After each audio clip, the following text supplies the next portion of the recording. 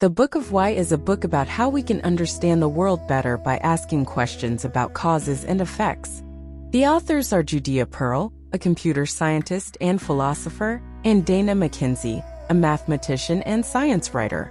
They explain how the science of causality has changed over time and how it can help us solve problems in many fields, such as medicine, economics, education, and artificial intelligence. Here is a brief summary of each chapter, followed by a conclusion. Chapter 1, The Ladder of Causation. The authors introduce the idea of the ladder of causation, which has 3 levels: seeing, doing, and imagining. Seeing is the lowest level, where we observe data and patterns, but we don't know why they happen. Doing is the middle level, where we intervene and change something and see what happens. Imagining is the highest level, where we imagine different scenarios and outcomes and ask what-if questions. The authors argue that most of the progress in science and technology has been made by climbing the ladder of causation, and that we need to teach machines to do the same. Chapter 2, From Buccaneers to Guinea Pigs. The genesis of causal inference. The authors trace the history of causal inference, from the early experiments of Francis Bacon and Robert Boyle, to the randomized controlled trials of Ronald Fisher and Austin Bradford Hill. They show how these pioneers used different methods to establish causal relationships, such as manipulation, randomization, and comparison. They also explain some of the challenges and limitations of these methods, such as confounding factors, ethical issues, and practical difficulties. Chapter 3, From Evidence to Causes. Reverend Bayes meets Mr. Holmes. The authors introduce the concept of Bayesian inference, which is a way of updating our beliefs based on new evidence. They use the example of Sherlock Holmes, who used clues and logic to solve mysteries, as a model of Bayesian reasoning. They also explain how Judea Pearl developed a graphical tool called Bayesian networks, which can represent complex causal relationships and probabilities in a simple and intuitive way. Chapter 4, Confounding and Deconfounding, or Slaying the Lurking Variable. The authors discuss the problem of confounding, which is when a hidden variable affects both the cause and the effect, and makes them appear related when they are not.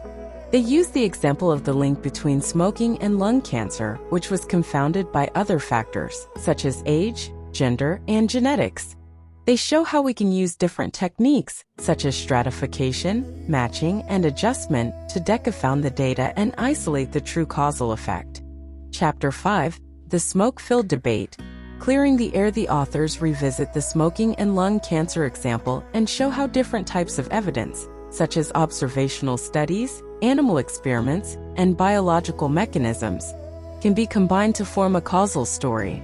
They also show how different types of arguments, such as statistical, legal, and moral, can be used to persuade or dissuade people from accepting a causal claim. They illustrate how the tobacco industry used various tactics, such as doubt, distraction, and denial, to undermine the scientific evidence and delay the regulation of smoking. Chapter 6, Paradoxes Galore. The authors explore some of the paradoxes and puzzles that arise in causal inference, such as Simpson's paradox, Bergson's paradox, and the Monty Hall problem. They explain how these paradoxes can be resolved by using the right tools and frameworks, such as causal diagrams, counterfactuals, and do calculus. They also warn against some of the common fallacies and mistakes that people make when reasoning about causality, such as confusing correlation with causation, reversing cause and effect, and ignoring selection bias. Chapter 7, Beyond Adjustment. The Conquest of MT Intervention. The authors introduce the concept of intervention, which is the act of changing or manipulating a variable in a causal system. They show how intervention can be used to answer causal questions, such as what would happen if we did something, or what would have happened if we had done something differently. They also show how intervention can be represented and computed using causal diagrams and do calculus, which are powerful tools that can handle complex and nonlinear systems. Chapter 8, Counterfactuals.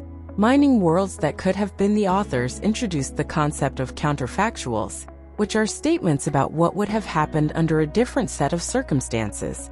They show how counterfactuals can be used to answer causal questions, such as why something happened or how something could have been prevented. They also show how counterfactuals can be represented and computed using causal diagrams and do calculus, which are extensions of the tools introduced in the previous chapter. Chapter 9, Mediation. The search for a mechanism. The authors introduced the concept of mediation, which is the process by which a cause produces an effect through a chain of intermediate variables. They show how mediation can be used to answer causal questions, such as how something works or what is the mechanism behind something.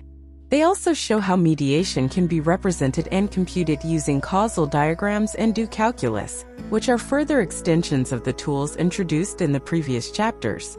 Chapter 10, Big Data, Artificial Intelligence, and the Big Questions. The authors discuss the implications and applications of causal inference in the era of big data and artificial intelligence.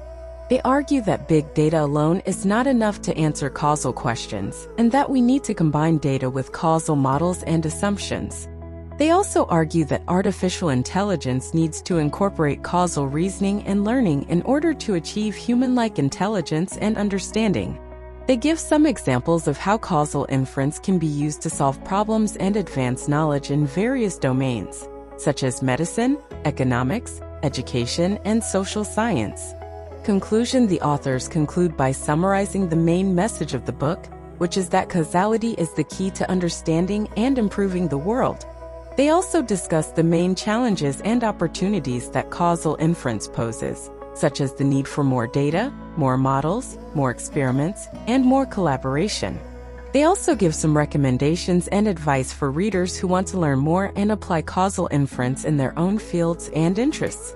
They also give their own opinion of the book, which is that it is a groundbreaking and inspiring work that will change the way we think and act.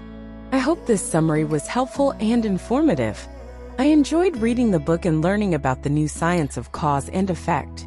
I think the book is very well written and accessible, and it provides many examples and illustrations to make the concepts clear and engaging.